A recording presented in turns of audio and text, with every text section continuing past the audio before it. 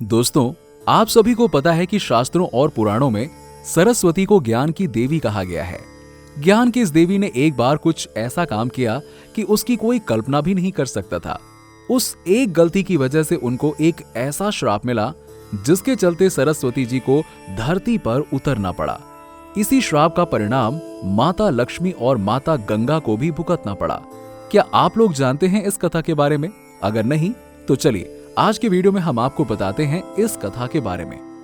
दोस्तों, एक कथा के अनुसार भगवान विष्णु की 3 पत्नियां लक्ष्मी, गंगा एवं सरस्वती थीं।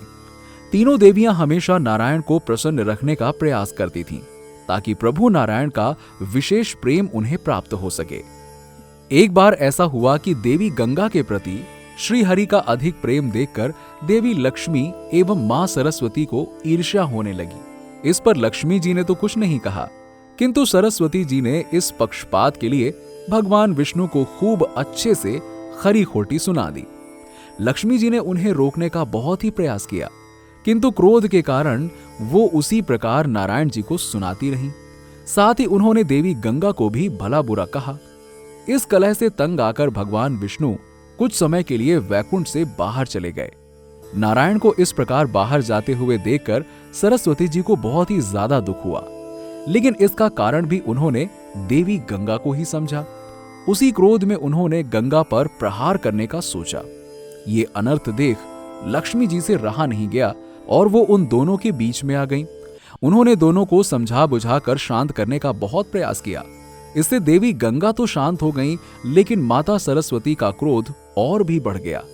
इस प्रकार बीच में आने के कारण उन्होंने क्रोध में आकर लक्ष्मी को वृक्ष हो जाने का श्राप दे दिया। सरस्वती के श्राप के प्रभाव से देवी लक्ष्मी तुरंत तुलसी के पौधे में बदल गईं। निर्दोष लक्ष्मी को इस प्रकार का श्राप मिलते देख जब गंगा जी को भी क्रोध आया तो उन्होंने तुरंत सरस्वती को नदी बनकर जमीन पर प्रवाहित होने का श्राप दे दिया। इससे दुखी होकर सरस्वती ने भी गंगा को नदी बनने और मानवों की अस्थियां ढोने का श्राप दे दिया। जब भगवान विष्णु वापस आए तो उन्हें सरस्वती और गंगा के श्राप का पता चला। साथ ही लक्ष्मी को पौधे में बदला देख उन्हें बहुत ही ज्यादा दुख हुआ। देवी लक्ष्मी के शांत स्वभाव और सूझबूझ के कारण उन्होंने उन्हीं को अपनी पत्नी के रूप में अपने पास रखना उचित समझा। ये सोचकर कि ऐसी स्थिति पुनः आ सकती है, उन्होंने देवी गंगा और देवी सरस्वती को त्याग देने का निश्चय किया। जब दोनों को यह पता चला तो उन्होंने भगवान विष्णु से क्षमा याचना की। तब श्री हरि ने कहा कि गंगा पृथ्वी पर मनुष्यों के पापों को धोने के लिए अवतरित होगी। साथ ही वो अंश रूप में उनके चरणों में, परम पिता ब्रह्मा के कमंडल में एवं महादेव की जटाओं में रहेगी। सरस्वती भी उनके साथ भूतल यानी कि जमीन पर बहेगी और साथ ही अंश रूप में उनके साथ रहेगी। और अब केवल देवी लक्ष्मी ही पूर्ण रूप से उनकी पत्नी बनकर बैकुंठ में निवास करेंगी। साथ ही उन्होंने शालीग्राम का रूप लेकर देवी लक्ष्मी यानी कि तुलसी के पास रहना शुरू कर दिया। कहा जाता है कि तब से ही गंगा और सरस्वती एक दूसरे के श्राप के कारण पृथ्वी पर नदी के रूप में बह रही हैं। अब तो ये भी कहा जा रहा है कि देवी सरस्वती का श्राप समाप्त हो चुका है और इसी कारण वो वापस अपने लोक लौट चुकी हैं और देवी गंगा भी कलयुग के अंत तक अपना श्राप पूरा कर पूर्ण रूप से लुप्त हो जाएंगी। किंतु आज भी प्रयाग में गंगा और सरस्वती के संगम को देखा जा सकता है। और क्या आप लोगों को पता है कि जब धरती पर नहीं बहेगी गंगा तब कलयुग का होगा अंत। यहाँ एक मान्यता गंगा के विलुप्त होने से भी जुड़ी हुई है। पुराणों की गाथाओं के मुताबिक जब स्वर्गलोक से पृथ्वीलोक में गंगा आई तो उस वक्त उन्होंने खुद को 12 धाराओं में बांट दिया था। बद्रीनाथ में जो धारा बहती है वो अलकनंदा कहलाई।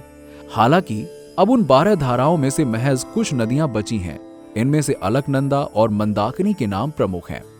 यही अलकनंदा आगे चलकर देवप्रयाग में भागीरथी से मिलकर गंगा का रूप ले लेती है।